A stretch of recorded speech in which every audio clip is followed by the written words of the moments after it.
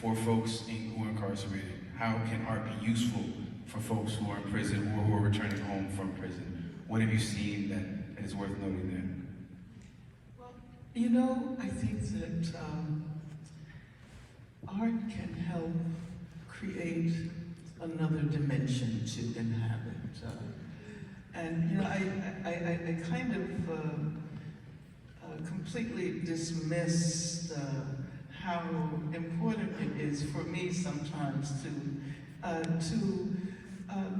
you know, try to express my artistic sensibilities, even though I may not be good, you know, because I played clarinet and trumpet and piano. Instrumentalist. My mother made me take piano lessons from the time I was about 5 years old. And when I was in jail, I tried to get a clarinet with it, you know, of course, because of the metal pieces, they wouldn't allow it. So I had a recorder, and I really discovered that playing that recorder, you know, brought me a great deal of solace and a sense of peace. And I know that making art and writing poetry or writing stories or writing, especially when one is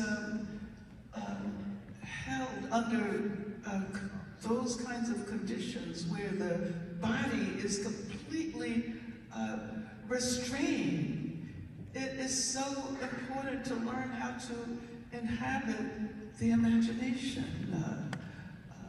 And I am so happy that finally large numbers of people are going inside prisons. I can remember when we did Critical Resistance in 1998. We organized this conference because we wanted to bring attention to the fact that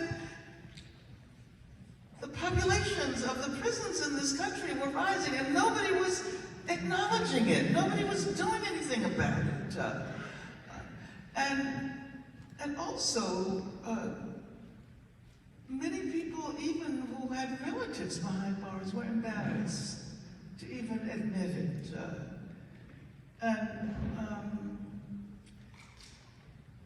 The other day, well, maybe about a month ago, my cousin, who's been in prison for 40 years, got out of San Quentin.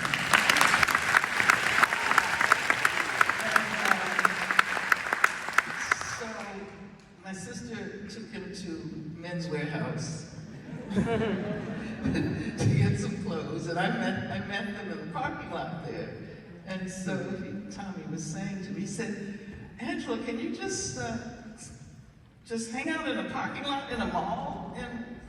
And I said, "Yeah." He said, "People don't recognize you?" And I said, "No." But anyway, this woman did recognize me. And she came over and asked if she could have a picture. And first I told her, I introduced her to my cousin. I said, he's been in prison for 40 years and this is his first day. These are his first hours of freedom. And this was kind of a middle-aged black woman. And she looked at him and she said, "Welcome home, my brother."